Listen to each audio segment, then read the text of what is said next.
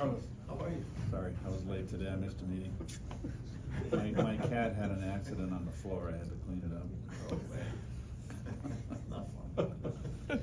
With that, questions for Carlos? Steve? Carlos, aside from the results that Severino had this spring, what was the most encouraging for you about what you saw? The way he was bouncing back after each outing, or every time he took them out, whether it was an open session, a live BP, it was just the following days, and how invested he was, or he's been taking care of his body, his routine, and things like that. Obviously, we saw a healthy Severino, knock on wood, and when he's healthy, when he's on, he's special. So I'm really looking forward for a big year from Savvy. Manny? Did you see anything different from him than what you've seen from the when he was with the Yankees in terms of routines, in terms of anything in general? That you I think he started after we signed him. He kept throwing this offseason, and I think that was new for him. He's a guy that usually took time off from throwing, but this year he decided to keep his arm in shape and kept throwing. We visited with him a few times, and he never stopped. So by the time he reported to spring training, he was in better shape as far as throwing go, and we saw those results. And he's a more mature player. This is a guy that's gifted, and when he came up to the big leagues, I'm not gonna say he got away with a lot of things, but he was just probably didn't know any better as far as the preparation and things like that, especially after each outing. And now his attention to details and how much he's invested there with our medical staff and our training staff is, I think that's the biggest difference I've seen from him. Abby? Did you have to talk Marte into DHing today, or was he more amenable to it than he's been in the past? Yeah, because I gave him a heads up yesterday after the game, and this was a conversation that I had with him during spring training, and I DH'd him, I think it was once. So it was an easy conversation with him yesterday, especially for us playing 19 in 20 days, 19 games in 20 days. So I want to try to take advantage as much as possible now before we can play him on the field. What do you like about Taylor in that spot?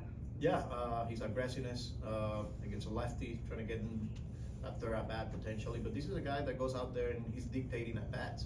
He's aggressive in the zone, he's fearless, and that's what I like in there today against a left-handed pitcher. Will? Hey Carlos, how did you kind of balance getting 80s in at bats against lefties perhaps? Having them player, also running short to get some time as well. Yeah, these are conversations we're having. Obviously it's only day 2, but I thought it was a good day to put Shorty in there, especially early in the season. But at the end of the day, Beatty will get his at-bats against lefties. He'll get starts, and I think it's just a matter of getting everybody in the game, especially early on the season, and give everyone an opportunity here. Tony? A question on each of those topics. One with Marte, you mentioned 9 games in 20 days. Is it the type of thing where you want to get him one of these days, or you want to get him like 3 or 4 over a stretch like that? 3 or 4 Like off. DH slash. Yeah, off. especially using that DH spot before we get JD here. I think it'll be important to get him to keep his bat in the lineup, to keep him fresh at times. So the DH and maybe an off day or 2 here in this stretch coming up out of the gate. It'll be important when you're trying to play that long run here, the long game. So. And then on the infields, swapping short in seems like an easy fix, but how do you get Wendell time given that he, like Beatty, is also left-handed? Yeah, he'll get his time. There'll be pinch hit situations.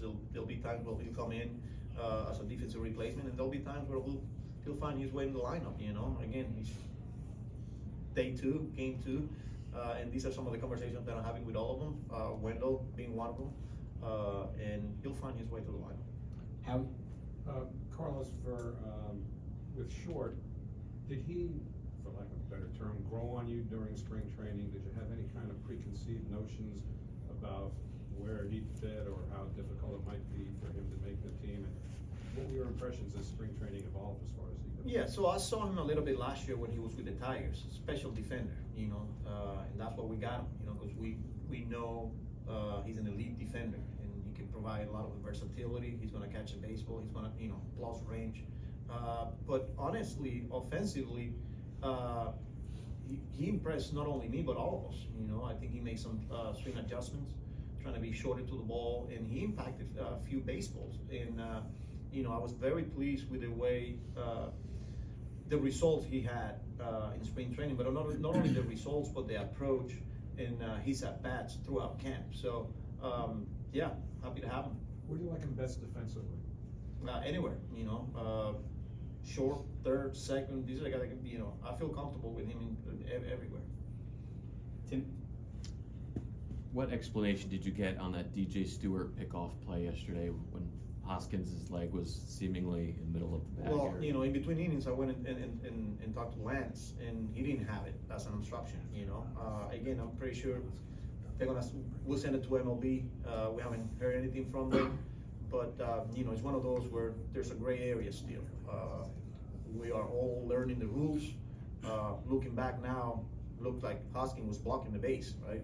And I'm pretty sure they're gonna see it as he was blocking the base, but it's a tough one, you know, because you have to make a call in real time, and you can review it, you know. So it's one of those where everybody's learning the rules, and we're gonna have to adjust, whether it's defensively, whether it's offensively.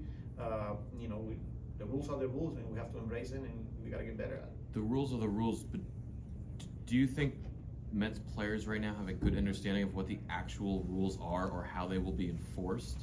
I don't think anybody got, you know, a clear understanding. So, you know, like the Mets players, I'm thinking, you know, because this is one of those where the way they were calling it during spring training, you know, we thought they were gonna be aggressive, but then a play like that happens on opening day and it doesn't get called. So we're still learning, you know, but again, we just have to be aware of the rules, whether you're on defense or you're on offense. And then I'm pretty sure everybody will adjust and move on. Brendan? Would you like to see that be a reviewable play? Yes, honestly, yes, because it's going to impact games, especially with runners at third base. You know, when a catcher goes and backs pick, and that third baseman probably gonna put his foot in front of the base, and now the runner's gonna score. So it's one of those where, you know, I wish it's reviewable, but it's not. So yeah, we have to adjust. All right, thank you very much, Carlos.